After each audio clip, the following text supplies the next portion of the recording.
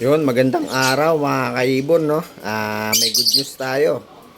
Etong Opalutino project natin, lima yung egg nila, apat yung fertile. Bali, 11 days pa lang yung mga itlog, no? Nag-egg sila nung March 8. Hindi pa natin sure kung magfa-fertile pa yung isang egg nila.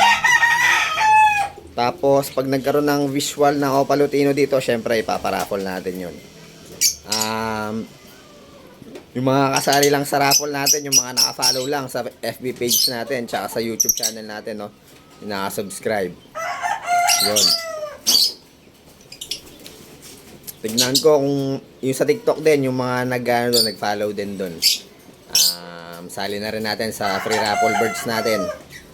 Yun, napakagandang parisan na ito, kaya abangan nyo to guys. Yun lang, no? Malapit na mapisa to, konting na lang. 21 days lang naman bago mapisa yung itlog ng African lovebirds eh. Yun lang mga kaibon, mga kalapatids. Yun, ingat and God bless po sa inyo.